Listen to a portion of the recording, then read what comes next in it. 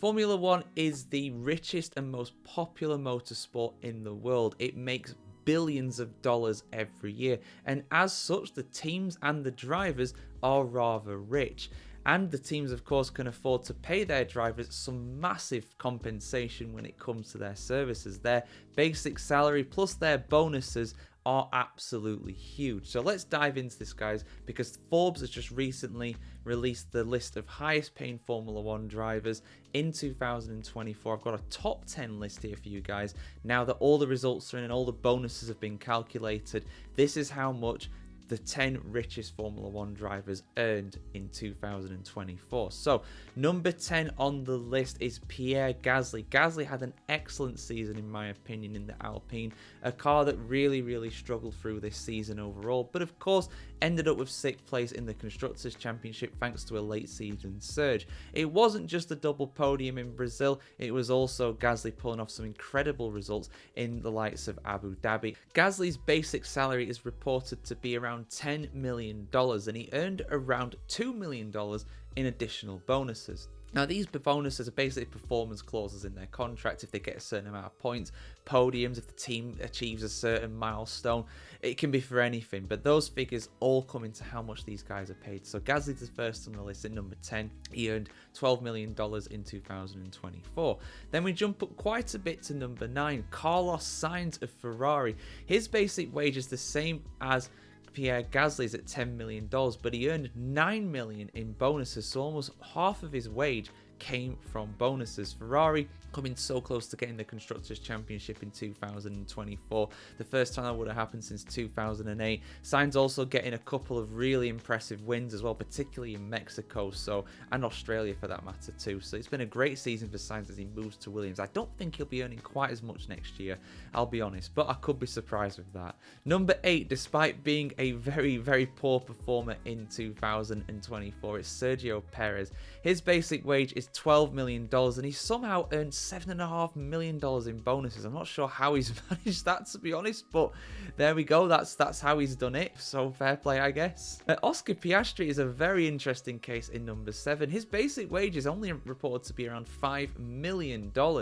But he earned $17 million in bonuses thanks to being an incredible performer in 2024. Winning the Constructors' Championship as well with McLaren will have paid into that. So yeah, Piastri, 3/4 of his wage is technically down to bonuses basically. So well done to the Aussie. He's a real rising star in F1 right now. Number 6, we have George Russell.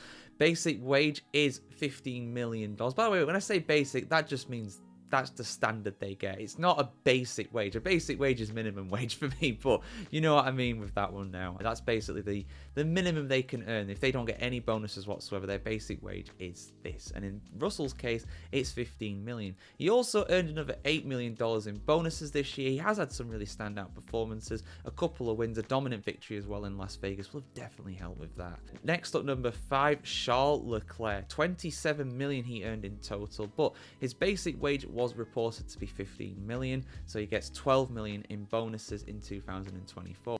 Leclerc almost got second place in the drivers' standings behind Max Verstappen. He almost beat Lando Norris. He had an incredible drive to end off the season as well in Abu Dhabi. So yeah, he'll be going into next season on a high, but he'll face stiff competition from Sir Lewis Hamilton. More on him later. In 4th place, it's Fernando Alonso. Now on the track, it's been a very poor season for Aston Martin. Alonso struggling to score points at most races this season, and that's kind of reflected in his wage really. He earned $24 million from his basic salary package and only $3.5 million from bonuses, which makes sense really when you think about it, because at the end of the day, the Aston Martin's been very poor. What kind of milestones will he have achieved this year? I don't think he would have got many, to be honest. So there we go. Alonso with one of the highest basic wages in F1, but comes out on number 4 because of a relatively small bonus.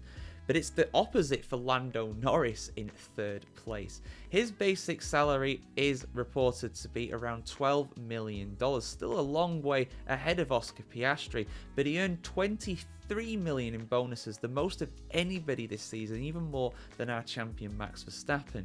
That brings his total haul for 2024 up to $35 million, putting him third overall on the list. Of course, challenging for the championship for so long, getting all those wins, all those podiums, that all would have helped to a massive bonus package. But he's not as high as Sir Lewis Hamilton. Hamilton is number 2 on this list.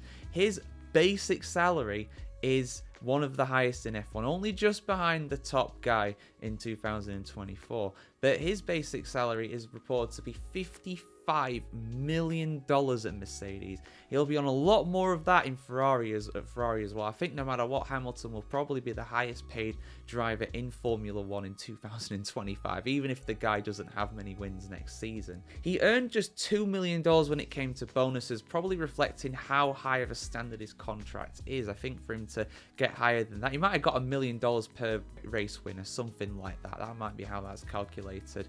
But yeah, second overall on the list, and still surprisingly a long way behind the top earner, Max Verstappen. It shouldn't be a surprise that Verstappen's one of the top earners in Formula 1, but I'm surprised at him being so much higher than Lewis Hamilton.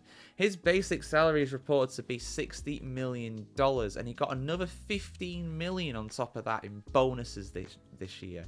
So that takes his total haul to $75 million, which is just under £60 million for us in the UK. That's a lot of money. That is a lot of money. And he's absolutely earned it this year as well, because for me, this has been his most impressive season to win the championship, I would say, with the second or third fastest car overall throughout the year, if you take it as a complete year. So yeah, there we go, guys. That is the top 10 of Formula 1 drivers in terms of how much they are paid. I'll just run through the list very quickly again. Number 10, Pierre Gasly. Sainz is 9th, Perez 8th, Piastri 7th, Russell 6th, Leclerc 5th, Alonso 4th, Norris 3rd, Hamilton 2nd, and number 1 is Max Verstappen, our champion this year. So there we go, guys. Any surprises on there? I was surprised quite at how much Norris earned this year. I didn't think he'd be on that much even with bonuses, but clearly he's earned more bonuses than anybody in 2024. Must be some very interesting contracts they have